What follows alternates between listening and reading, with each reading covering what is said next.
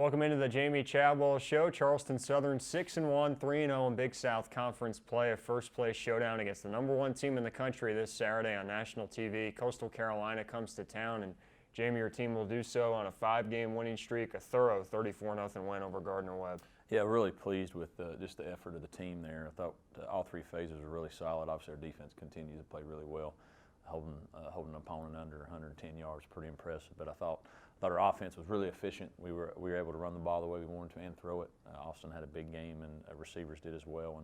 And we've struggled to win there, and we've had some hiccup games where that we've had not had a chance to maybe to get over that hump, and to go out there and dominate and win up at Gardner-Webb since the first time since 2005. I was really impressed by the way our team handled that and came out and played. Knowing the Coastal game was coming and the hype and the build up to that, you guys have really pushed every game as a championship game, and your team seemed to embrace that. Yeah, we hope they are. We've tried to do some things because you learn from your experiences, and I think the past couple of years that's gotten us. And finally, it took Coach 3 years to figure it out. Maybe let's do something different. But I think our guys have embraced that and just taken that. And every coach talks about that, but just when this Coastal game has been getting pushed for a couple weeks now. And your kids hear that, and so you want to try to make sure they remain focused on just the task now or the game that you're playing, and they did a great job of that. Now that it's here, obviously you like the excitement, the passion, but how do you, as a coaching staff, guard against the guys being too jacked up for it? Well, that's a tough. We've talked about that, but it's a big game, obviously because they're #1 and you're playing. You're playing for really the conference lead right now, but it's just the next one. And we told our guys we don't have to go out and play above our heads to win the game. Well, our good is good enough. That's what we believe. And so just approach it the same way. Let other people build it up because they're going to. We don't need to build it up, and just come out and continue to prepare the way that we've had. So I think we've got enough maturity that our guys understand it's an important one, and it's a big one because but it is the #1 team don't come in your place often. Here never. This is the first time ever. So, but also we feel like we deserve to be in the game too. So I think it goes both ways. CSU's good was definitely good enough against Gardner-Webb this past Saturday. As we take a look at some first half highlights from that game, and you came in figuring it would be a defensive battle, and Gardner-Webb was actually able to convert a couple of third downs on this first series. Yeah, we thought we got a turnover there on the opening kickoff. They rolled it down, but to Gardner-Webb's credit, I think they came out and did a little bit, had a little plan to attack us, and it took our defense there a couple possessions there just to adjust to some of the things they were doing. But we knew we could get them in some 3rd and long eventually, and hopefully get them off the field. They make a nice throw here and good catch and get good field position. Bucks have held their first 3 Big South opponents to 6 of 40 on 3rd down, so a rare 3rd down conversion there. They get out near midfield, but your defense able to get them off the field here as Bobby Ruff runs down Tyrell Maxwell. Yeah, great play by Bobby there. I mean, their quarterback can run and does some good stuff, and that was a nice play by Bobby to get him off the field. Bucks offense was in gear for much of the day. Get a pitch here on the outside to Darius Hammond, but they're able to get you off the field pretty quickly this first series. Yeah, I was a little disappointed here. I thought we actually had a good little plan and had a chance on 3rd down. I think we were 3rd and manageable, 3rd and 4, 3rd and 5, and thought we had a guy open for the 1st down. Snap was a little low. Quarterback had to get out of his hands. And so you give them a little momentum there, but that's part of it. We'll come back and go back at them. Caleb Batchelor gets the Bucks defense started on that series. One of 9 tackles for loss for CSU on the day. Incomplete pass there on 2nd down, and forced a number of 3rd downs throughout the day, and you get the ball right back. Yeah, it was good. Put them in that to get them in a 2nd and long there. We knew we had them off schedule, and we could go back to work. And Austin we get a nice pocket. He does a nice throw here to Kevin. Good to see Kevin. Making some plays for us. 26-yarder to Kevin Gleer sets up this, a 32-yarder to Kenny Dinkins, some of the best speed on your roster, an excellent throw and catch there in the front corner. Yeah, great play here. They gave us a coverage that we liked. We obviously checked to this play here, and great throw by Austin and great job by Kenny. You're up 7-0 on a short field, which is when you wanted to take advantage of it, and that was good to see. Career high 4 catches for Kenny Dinkins, sophomore, with a 32-yard TD, puts the Bucks on top 7-0, and your defense gets right back to work. Yeah, I think Gardner-Webb started guessing a little bit of what we were going to do, and that put them in a lot of 3rd down and longs, and that's where we thrive in 3rd down. 3rd and 10 here, Solomon Brown with the pressure. Maxwell gets away, but an incomplete pass. You get the football back, and your offense got in gear here in the second quarter. Yeah, I thought we had a real good rhythm going there.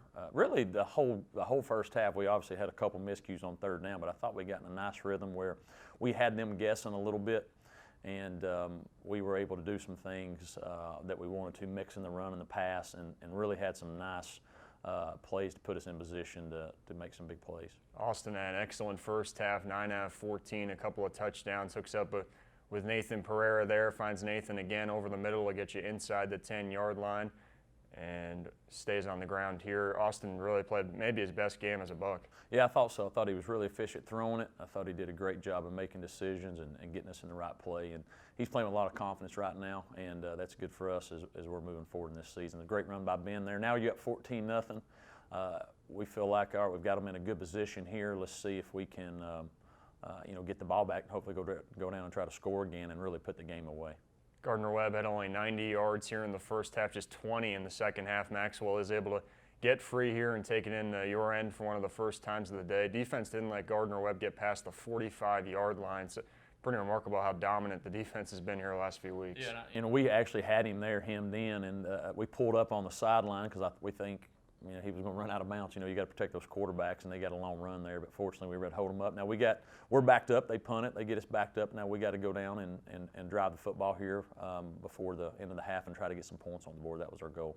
Go back to the ground here. You get Ben on the edge. He was out for a couple of games, and certainly nice to have him back. Yeah, he's back healthy, and he's becoming a true football player. Now we're using him out of the backfield. He's catching the ball, doing a lot of good things, and it's making us tough to handle because we got so many guys that can do other stuff.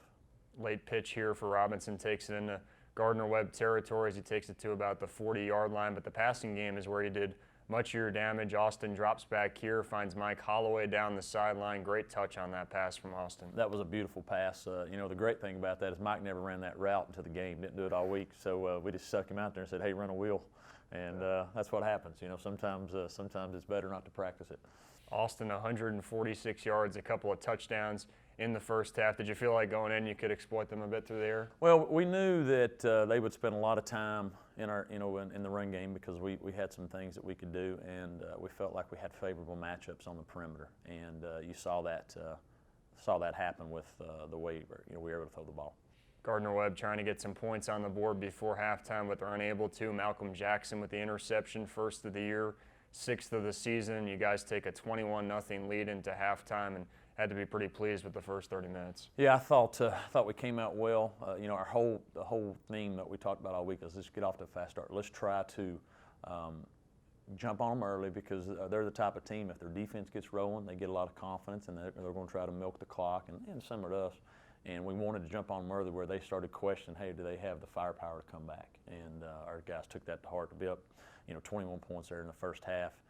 We felt like they're in a hole that's probably insurmountable for them. At least that's what we thought. And we wanted to come out in the second half. We talked about that, hey, the coffin's in the ground, let's put the nails in it now.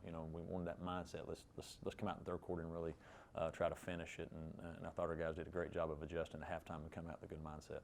3-touchdown lead for the Bucks at halftime, and they put the game away in the third quarter. We'll take a look at that after this on the Jamey Chadwell Show, brought to you by Hendrick Toyota.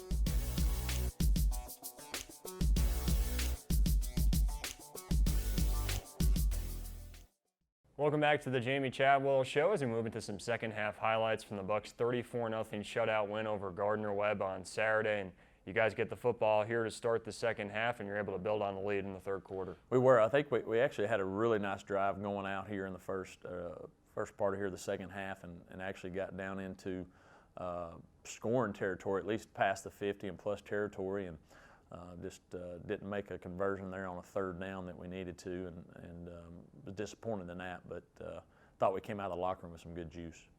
Ben Robinson, you saw with the run there, taking it into Gardner-Webb territory. Bucks spread the wealth in the running game again, up near 200 yards, rushing some really nice balance. The drive stalls out, but Truett Burns pins them on their goal line. Your defense keeps them there. Yeah, that was big. We changed field position. We want to score, we didn't. We get a nice punt. They get on basically the 1-yard line, and they're backed up, and we have chances to make some plays, either get them a safety or back them up, and we get them on a third down. And they're just trying to throw the balls up and hopefully get a PI or something, and we get them backed up and we get great field position at the 40-yard line. You guys get a short field, you convert quickly. Kenny Dinkins makes another first down catch, and then on the very next play, you're going to find Ben Robinson out of the backfield with one of the best catches you'll see from a running back. Yeah, great play here. We do a little boot and a throwback wheel, and Ben makes a nice play over his outside shoulder. I mean, it's a heck of a catch there, and to be able to get his feet in was just impressive, and just a nice job by him. Second look here, Ben able to get that foot just barely in bounds and control the football for the touchdown. Second TD of the day to a running back. Holloway in the first half, Robinson in the second. And how about one first down and 20 yards of offense in the entire second half for Gardner-Webb? Yeah, it was pretty dominating performance, obviously, by our defense. I mean, it's pretty fun to watch over there. You know you're going to get the ball back, and so you're over there being excited about what's to come. You know you got chances to make the plays and do the things there, and they're just playing with a great confidence and at a high level. Bobby Ruff runs down Tyrell Maxwell for a third down stop for the second time of the game. You get another short field and a chance for more points here. Yeah, we feel like we're in good position. We get a first down, and we're sitting pretty good, and we're driving it in and making good good decisions with the ball. We get a personal foul. We get inside the 15, and right here we actually have a tight end open for a first down at the 2-yard line, and we blow a protection. And so we have to get rid of the ball, and then we try a field goal, and they get a piece of it. So, that's the one thing that is frustrating coming out of that. We had an extra point blocked and a field goal blocked, so you're disappointed by the way that's working out. But then they throw the ball up, and Solid makes a great job. We get a holding penalty on them. We obviously don't condone spiking the football. We're not in the NFL. But those guys are excited about returning the kick, so you're up 34-0 there, and with a little bit of time left in the third quarter, and feeling pretty good about where you're at. And so we let our defense and just go and continue to swarm. Solomon Brown, the pick six. I think it was actually Josh Miller who came up to you after the game and asked what the punishment would be for he and Solomon. What was it? Well, that's for me to know, and only them to know. You have to try to find that out. But there was some punishment there, and they'll make sure they don't do it again. 34-0 Bucks lead. Score would stay there. Danny Krogan comes in the game at quarterback here in the fourth quarter. You guys try to run some clock, and Alan Barnwell, a guy who's made an impact for you this season. Yeah, EB got some good carries. He got hurt early in the game and was able to come back, and we got a lot of our two offensive line, a lot of our receivers. They played the whole fourth quarter, and so was pretty pleased with. They came out and got us some first downs. We were able to drive the ball, keep it.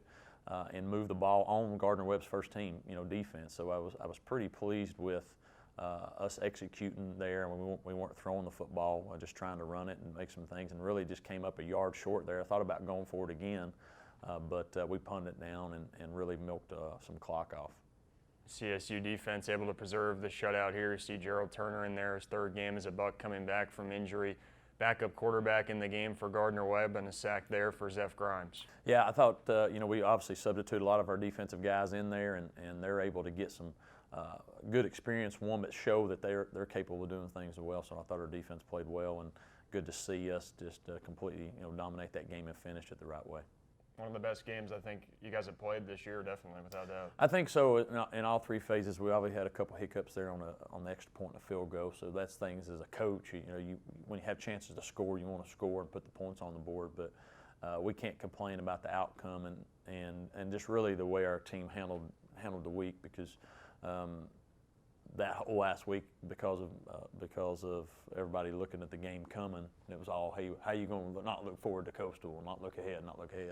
And I'm hearing it, the players are hearing it, and I thought they handled that tremendous, and it was good to go up there and get a convincing victory. Fifth straight win for the Bucks. They're now 6-1, 3-0 in the conference. They host Coastal, number one in the FCS coaches poll. 7 o'clock kickoff this Saturday. We'll talk about that game after this on the Jamey Chadwell Show.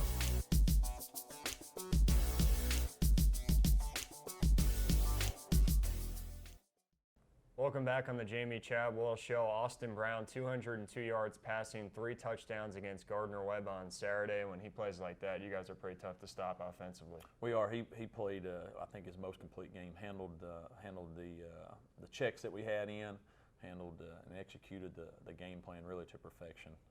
We thought going in we'd have a chance at some big plays, and when we called him, he didn't miss them. And so I thought our receivers made some nice plays for him, but he was really playing confidence, playing sharp, and the more confidence he gets in the way he plays, the better we are. And we had him well prepared. We got to do a good job again this week because we'll see some different looks. And if we can make sure that he's seen the looks he needs to see, we feel confident in the way he can play and do the things he's capable of doing. When Austin's throwing the ball, it means you're not running the ball up the middle, which is something your mom seems to have a problem with. Yeah, my mom always has a problem with running the ball up the middle. That's the first call I always get. Why do you run the ball up the middle? She wants to chunk it a lot, and so, I try to appease her every once in a while. She gets the privilege of the Ask Chadwell this week. Last week it was your brother. This week her question is, do you know the song that you danced with her to at your wedding? I do know the song that I danced with at the wedding. The song that I danced with to my wedding was Please Come to Boston. And the reason why, the name of that song,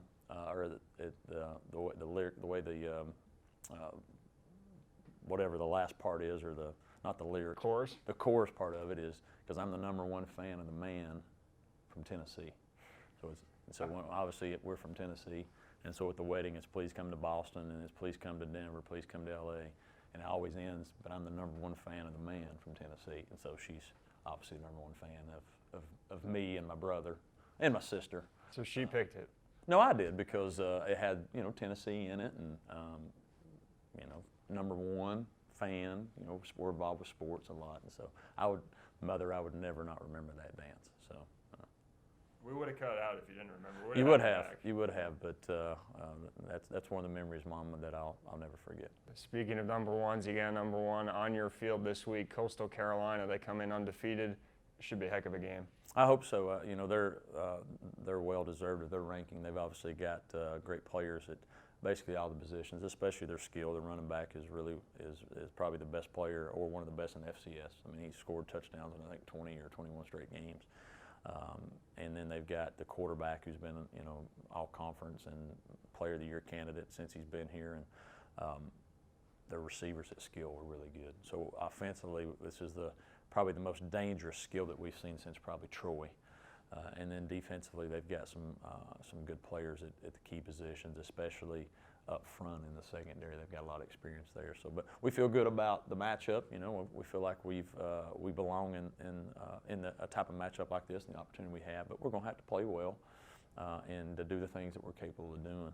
But we're looking forward to it. To have the #1 team, Halloween night, TV, a lot of positives for your university, for your school, as you continue to get the Charleston Southern brand out there and what our program is about. And most importantly, all that aside, we're 3-0, they're 3-0 or 2-0. I don't know what they're in the conference. I think they're 2-0.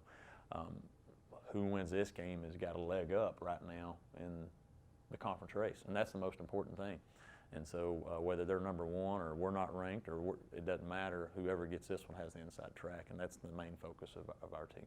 Defensively, you were able to keep them in check in the first half here. 2 years ago, last year, they made a lot of big plays on third down too.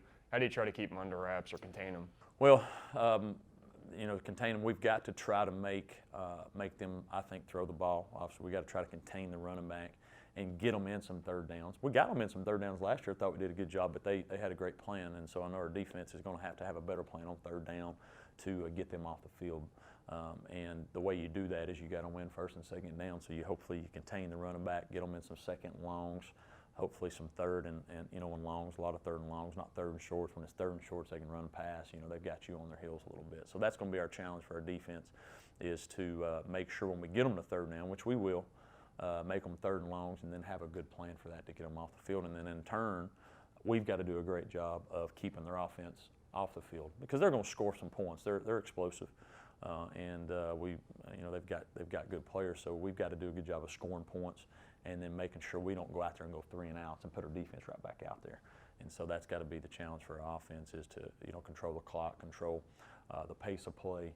So we put in giving ourselves the best chance to win the football game.